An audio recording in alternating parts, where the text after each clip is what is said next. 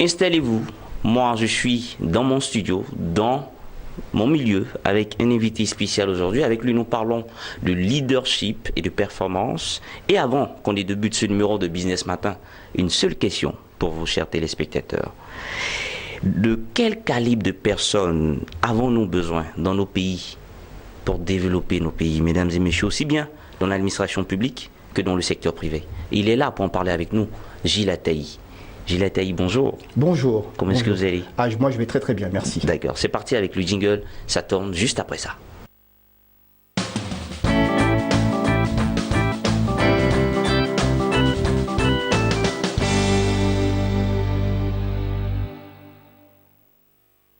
Gilles Attaï, bienvenue. Merci. C'est vous, hein? C'est bien moi. D'accord. Alors, vous m'avez dit, lorsqu'on préparait cette émission, ce thème est d'une importance cruciale. Le thème que nous abordons aujourd'hui, l'étoffe des leaders. Oui. Leadership et performance. Oui. D'abord, leadership et performance, c'est deux mots, hein? Oui, absolument. Oui. Le leadership, d'abord, pour vous, c'est quoi? Alors, pourquoi est-ce qu'on a dit leadership et performance? Les deux mots sont liés. On va l'expliquer au cours de notre conversation. Sans leader, il n'est pas possible d'avoir des performances extraordinaires. Sans leadership, ce n'est pas possible de motiver, d'inspirer, d'engager un grand nombre de personnes pour qu'ensemble, nous puissions produire de grandes performances. D'accord. Leadership, en gros, et donc je réponds donc à votre question, leadership, c'est la capacité à inspirer, à motiver, à engager, afin qu'un grand nombre ait envie d'arriver au grand niveau de performance. D'accord.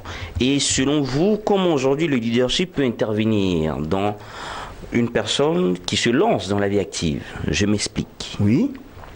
Aujourd'hui, nous avons l'administration publique, Oui. nous avons le secteur privé. Oui. Tout le monde parle de leader. Oui. Quelle est la place d'un leader dans ces deux entités, que ce soit dans l'administration publique que dans le secteur privé? Alors peut-être d'un mot dire que le mot leadership aujourd'hui est galvaudé, il veut dire tout et rien en même temps. D'accord. Je reviens au départ et je m'accroche à ce que j'ai dit au tout départ. Le leadership, c'est la capacité à inspirer.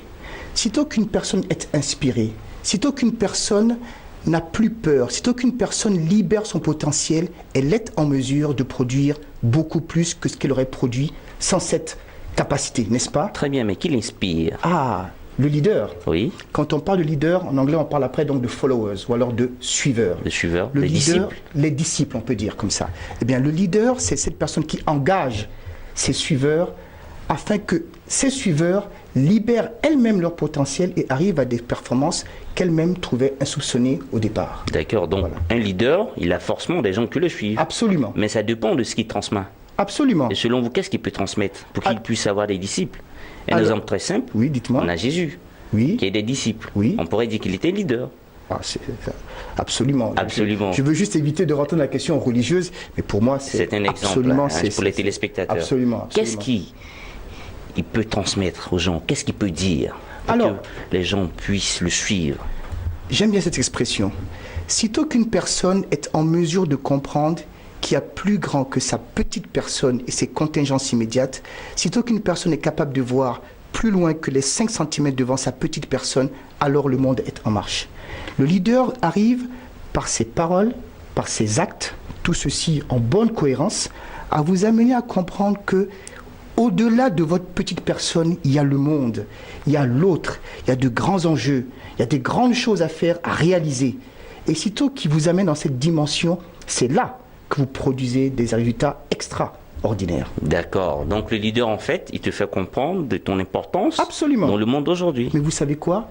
C'est triste de vivre dans un monde où peu de gens aient confiance en eux-mêmes. D'accord. Chacun de nous a en lui des capacités insoupçonnées extraordinaires.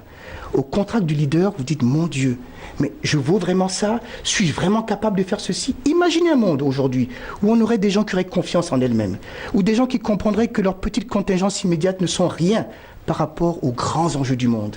Le monde connaîtrait la paix, le monde connaîtrait la performance, le monde connaîtrait, n'ayons pas peur des mots, l'amour. La coopération sincère entre les personnes, c'est possible, mais il nous faut une masse critique de leaders qui pensent comme ça et qui agissent conséquemment. Très bien. À vous entendre, le premier point important, c'est la confiance en soi. Absolument, c'est important. Et cette confiance, c'est le leader qui l'incarne, Oui. qui l'inculque. Certaines personnes peuvent la trouver d'elles-mêmes, par la lecture, par le développement, par l'observation de son papa, l'observation de sa maman, l'observation de son fils ou de sa fille, qui devient pour lui un leader, qui l'amène à sortir sortir du petit noyau dans lequel il se pense enfermé et arriver à exprimer des choses qui sont beaucoup plus que ce qu'il aurait pensé qu'il était capable de faire. Très bien.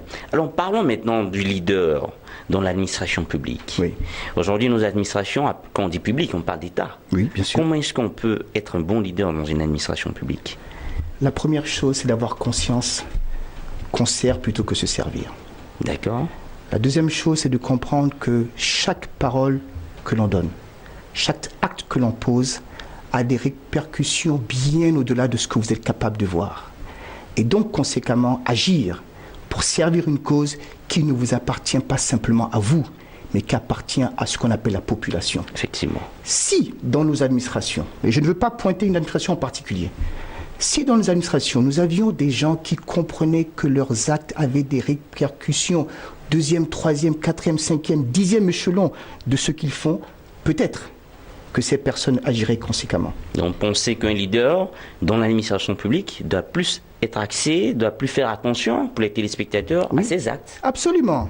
Faire attention au service ce qu'il donne, accueillir l'administré avec un sourire, répondre à ses questions, l'écouter, lui trouver une solution à laquelle il n'a pas pensé. Lorsque quelqu'un se présente à vous, vous demande un service, notamment quand on va dans nos tours administratives, qu'on veut un papier, c'est parce qu'on ne sait pas. Je me présente devant vous, c'est parce que je ne sais pas. Si je savais pourquoi vous parlerez, je vous pose une question. Eh bien, j'espère simplement qu'en face de moi, la personne qui me donne la réponse est consciente du fait que sa réponse va influer beaucoup de choses. J'ai besoin de ça pour travailler, j'ai besoin de ça pour élever ma famille, j'ai besoin de ça pour aimer les gens qui sont autour de moi. Vous êtes la clé, monsieur, madame à l'administration, donc donnez-moi la clé, la solution à laquelle j'ai besoin. Parlons maintenant du grand E, l'entreprise. Oui. La place du leadership dans l'entreprise. Oui. Nos entreprises sont habituellement dirigées par des directeurs généraux, des managers, des CEO. Et aujourd'hui, il y a une nouvelle donne qui arrive encore. On parle d'entrepreneurs, d'entrepreneuriat. Oui. Donc, quelle place, du moins, quelle corrélation entre le leader, le manager, c'est-à-dire, puisqu'on parle maintenant d'entreprise, et de l'entrepreneur, c'est-à-dire de celui qui crée une nouvelle entreprise. Bien sûr. Je ne sais pas si vous me comprenez. Je comprends parfaitement votre question. Je vais peut-être commencer sur le groupe des trois. Donc, vous avez dit leader, manager, entrepreneur. Je vais peut-être commencer par les deux premiers, leader et manager. Le manager, on en a besoin, mais c'est très opérationnel. Il a besoin du leadership. Ah oui, il est peut-être inspiré par le leader pour agir, mais le manager, il est opérationnel, il visse, il fait les choses, il exécute parfaitement ce qu'il doit faire. Le leader inspire. Ce n'est pas la même chose. Un leader peut être un excellent manager. Un excellent manager n'est peut-être pas forcément un leader. Voilà. Donc ça, je vais mettre ça de côté. On pourrait dire que c'est un proverbe à signer Gilles Attali. Je veux bien le prendre, mais je suppose que beaucoup de gens l'ont compris et le disent bien avant moi. D'accord. Maintenant, l'entrepreneur, je vous dirais, c'est peut-être le summum de l'entreprise. L'entrepreneur, c'est la personne qui engage ses ressources, son savoir à la cause de quelque chose. Il investit, il risque.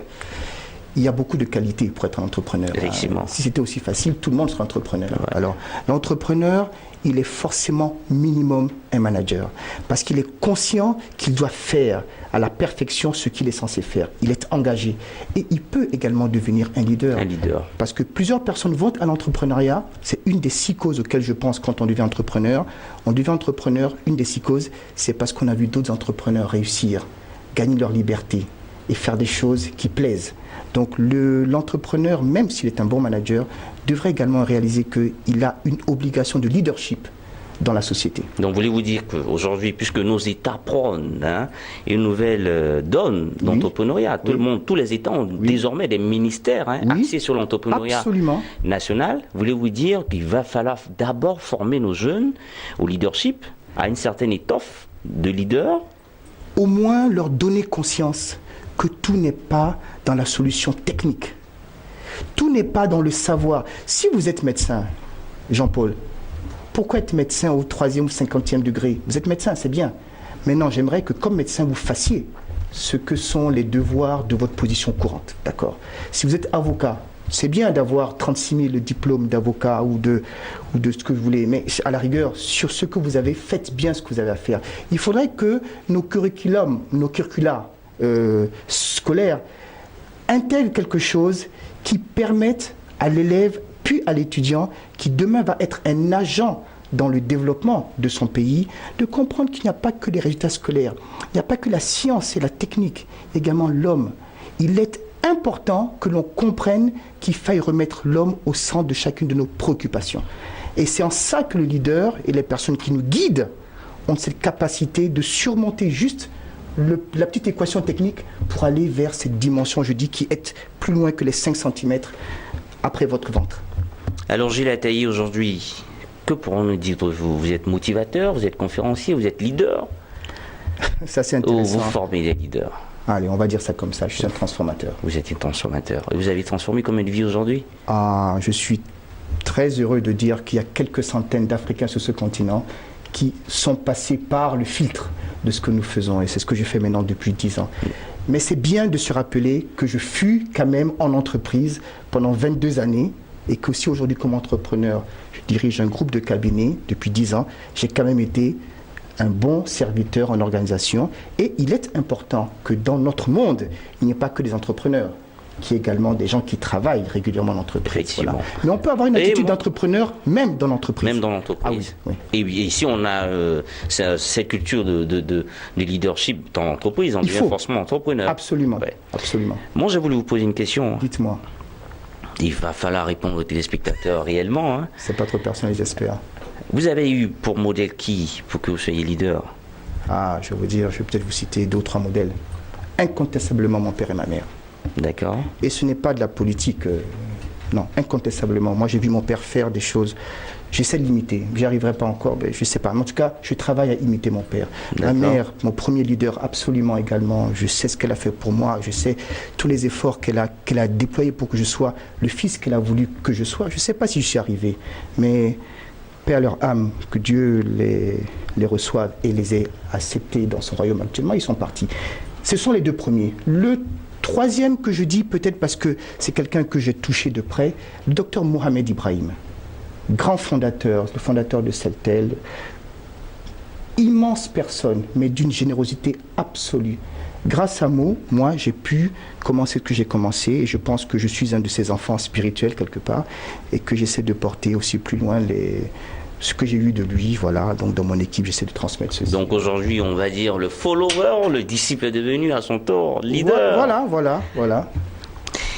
On va parler en dernière position des 6 compétences dont vous avez parlé pour être un bon leader. Vous avez parlé de vision, de courage, de caractère, d'intégrité, de capacité technique, d'esprit d'équipe et de communication. Alors peut-être comment est-ce que j'y suis arrivé? J'ai voulu comprendre... Est-ce que les 6 compétences, d'abord, toutes elles sont inhérentes, toutes elles sont liées, ou il y a d'abord... Elles sont liées, oui, certainement, mais il est important de les distinguer. Alors vous avez dit la vision, le courage de caractère, l'intégrité, la compétence technique, la capacité technique, l'esprit d'équipe et la communication. Ça commence peut-être par la vision. Quelqu'un qui voit, qui sait où est-ce qu'il veut aller, est capable d'embarquer dans ce qu'il fait d'autres personnes. Et c'est une compétence essentielle pour diriger et pour être un leader d'inspiration positive. Le courage et le caractère à mettre au service de la vision, c'est bien d'avoir la vision, mais si vous n'avez ni le courage ni le caractère pour pouvoir exécuter votre vision, ça tombe à l'eau. Absolument. La troisième, l'intégrité. C'est pour moi la pierre angulaire du leadership. Vous ne suivrez personne, sauf si vous avez peur d'elle, si vous ne voyez pas en elle un minimum d'intégrité, une adéquation parfaite entre ses paroles et ses actes. Une certaine loyauté. Absolument. Même si ça passe pas, on est toujours fidèle. Hein. Capacité technique, il faut savoir de quoi on parle. D'accord? Esprit d'équipe, on ne travaille pas pour soi seul, mais on travaille pour un groupe de personnes. On ne veut pas monter seul, on veut faire monter d'autres personnes en même temps. Et puis finalement, la communication. Si vous avez tout ceci, mais vous ne pouvez pas communiquer ce que vous avez à dire, ce serait peut-être un peu difficile d'inspirer. Non, vous voulez dire quoi? Les 6 sont importantes. Si vous me demandez de choisir une parmi celles-ci, je ne suis pas. Je ne suis pas sûr que je sois capable. Je vous dirais peut-être, si vous insistez, si vous me torturez, je vais peut-être vous donner juste la vision. Donc, pensez que le respect de ces 6 compétences font d'une personne un bon leader? Je crois parce qu'il y a quand même des leaders atypiques, non? Non, alors peut-être que... Non, alors oui, c'est bien comme question, merci. Personne n'a une dose massive de ces 6 compétences. Impossible. Mais certaines personnes ont un excès extraordinaire, certaines de ces compétences qui leur permettent de faire les choses. Certaines personnes sont des grands communicateurs, mais peut-être pas des gens courageux ou très intègres. Bon, on parlera dans l'histoire, il y a des grandes personnes qui sont des immenses leaders, transforment des foules, les amènent à faire beaucoup de mal. Communicateurs exceptionnels, mais intégrité below zero. D'accord, donc on comprend ça. Voilà. Merci d'être venu. Mais c'est moi qui vous remercie. Gilles Attaï, Merci. J'espère que le plaisir il est partagé avec les Il téléspectateurs. est super partagé. J'espère que vous avez aimé ce dont on a parlé aujourd'hui. Leadership et performance. Exactement. Il faut chercher à être un bon leader et cela demande 6 compétences que je vais encore rappeler. Une vision, courage et caractère, intégrité, capacité technique, esprit d'équipe et une bonne communication. Merci de nous avoir suivis. Business Matin. Comme d'habitude, j'ai été content. Vous aussi, non? Ah, absolument. J'étais ravi. Super émission. On refait ça bientôt. On refait ça bientôt. Ciao, ciao. Et puis à la semaine prochaine. Au revoir. Merci. Merci à vous.